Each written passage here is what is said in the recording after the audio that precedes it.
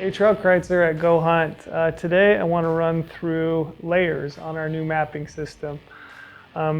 We've been getting asked, what is a map layer?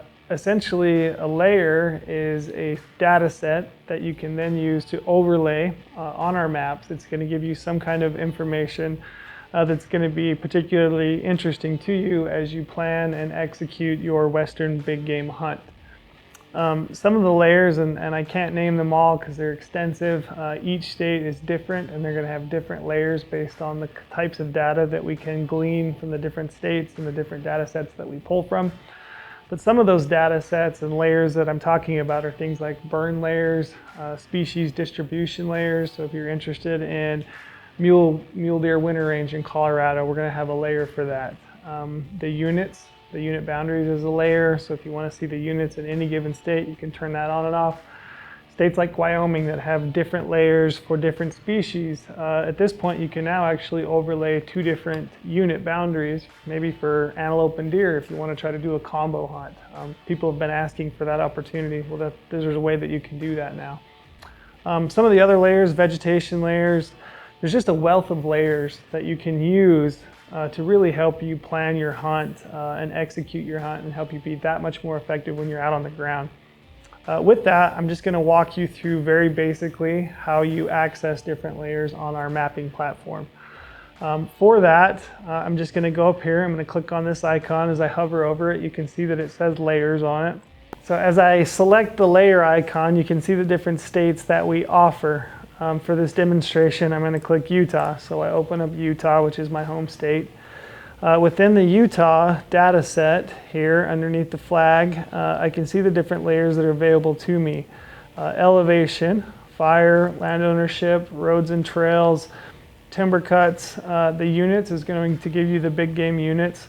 For example, let's say I want to research general season hunts in the state of Utah for deer. As I click that unit boundary layer, it's going to open up all the different units that are available to me to research.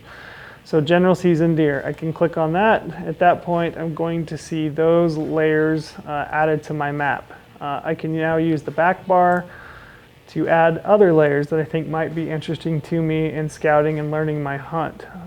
Roads and trails, obviously access is king. Figuring out how to get into your unit, how to navigate the unit. At that point, I can turn on the roads or the trails layers. So I'm going to turn on roads. I might want to look at the MVUM roads and trails. I could add that layer.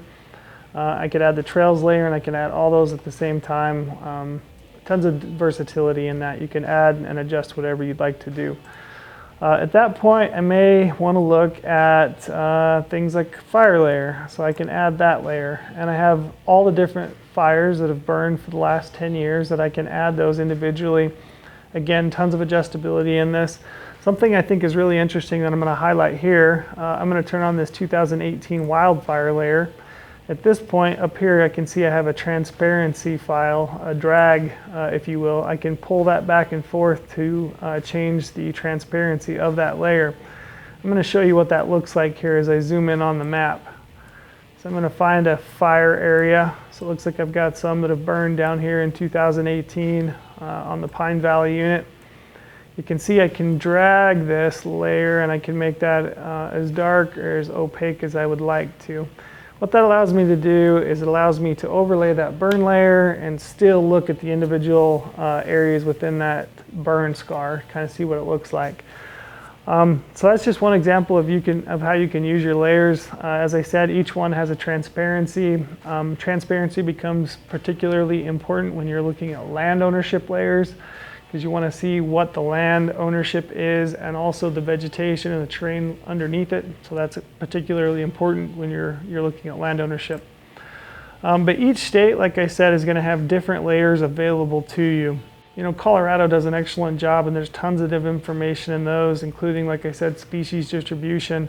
For example, if I click open elk, that's going to open up a whole bunch of different opportunities for me to explore, including migration corridors. That's going to be really interesting to you if you have a second or third rifle season hunt. Summer concentration areas, that might be particularly interesting to you if you have an early season archery hunt in any given unit. So that's how you utilize our layers on our new mapping system. We do have a bunch of layers that can help you plan and execute your hunt, including the unit boundaries, public, private land, roads, trails, migration, all that information that can really help you be that much successful this year on your hunt.